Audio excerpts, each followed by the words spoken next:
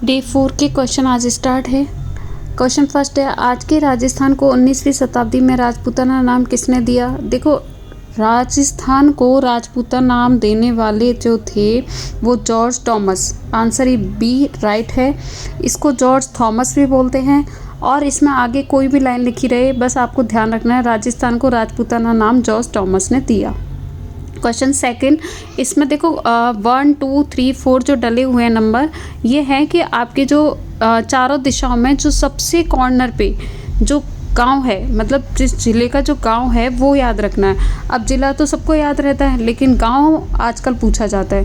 ठीक है, तो फर्स्ट पे आएगा आपके सिलाना, सेकंड पे कौड़ा, थर्ड पे कटरा, फोर्थ पे बोरकुंड। ठीक है, तो आपका थर्ड आंसर इज़ राइट। अब आप मैप में देख सकते हो, देखो सबसे पूर्वी दिशा में अगर देखोगे तो धौलपुर का कौन सा गांव है? सिलाना।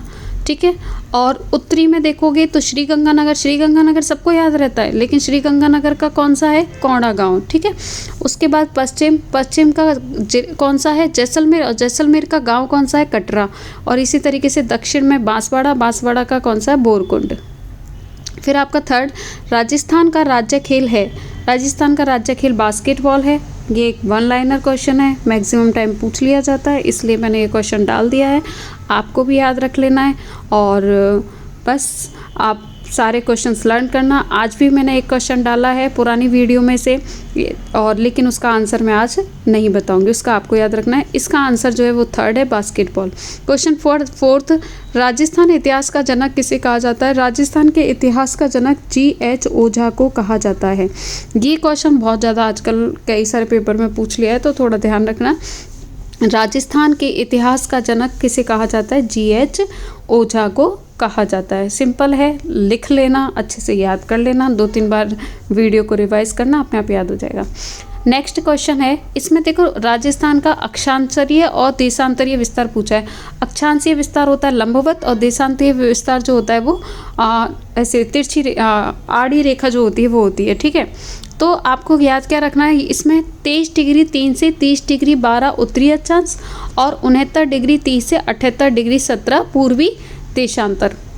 ठीक है, तो बी इसका राइट आंसर होगा। क्वेश्चन 6 है, 23.5 डिग्री उत्तरी अक्षांश तथा 70 डिग्री पूर्वी देशांतर राजस्थान के निम्नलिखित में से किन जिलों में? देखो 23.5 तो मैंने कल आपको बताया था बांसवाड़ा से होता है, और 70 जो है वो कहाँ से होगा? जैसलमेर से। 69 डिग्री 30 होता है वैसे, तो 70 कहाँ से होगा? जैसलमेर से। आंसर 1 इसका राइट आंसर बांसवाड़ा और जैसलमेर होगा। ठीक है, इसके बाद क्वेश्चन नंबर 7 है, राजस्थान का अक्षांशीय विस्तार कितना है? अभी अभी जस्ट पूछा था, तो आपको क्या याद रखना है? 23 डिग्री 3 उत्तर से 30 डिग्री 12 उत्तरी अक्षांश। उत्तरी ही रहता है। अब देखो इसमें ऑप्शन फर्स्ट में जो है वो थोड़ा सा कंफ्यूज करने के लिए दक्षिणी कर रखा है। 23 डिग्री 3 से 30 डिग्री 12 दक्षिणी अक्षांश। अब आपको 23 डिग्री 3 और 30 डिग्री 12 तो याद है, लेकिन उत्तरी अगर याद नहीं है कि दोनों तरफ उत्तरी आएगा तो आपका गलत हो जाएगा। इसलिए आपको याद रखना है 23 डिग्री 3 से 30 डिग्री 12 उत्तरी अक्षांश उसका आंसर होगा।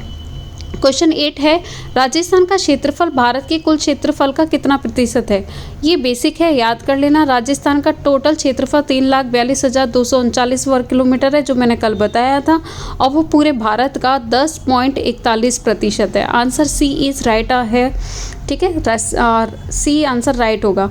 9वां है, राजस्थान भारत की किस दिशा में स्थित है? ये मैंने कल क्वेश्चन पूछा था, और होप सो आप इसका आंसर ज़रूर बताएंगे कमेंट बॉक्स में। अगर आप इसको वीडियो को देखते हो तो कमेंट करके इसका आंसर बताना, और अगर आपको आता है तो वेरी गुड, और नहीं आता है तो आप मेरा कल का वीडियो देखना, उसमें मैंने ये आंसर डाला है और बहुत अच्छे से समझाया भी था, तो ये आपके लिए था। क्वेश्चन नंबर 10 जो है, राजस्थान का क्षेत्रफल निम्न में से किस देश के बराबर है?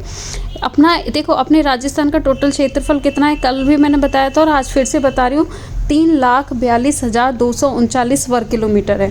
ठीक है, और ये ओनली राजस्थान, पूरे भारत देश का एक राज्य है राजस्थान, उसका क्षेत्रफल पूरे एक देश जापान देश के बराबर है। ठीक है, B is right answer.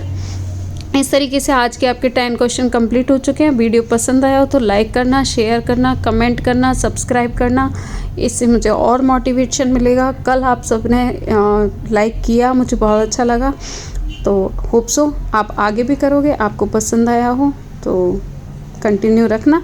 Thank you.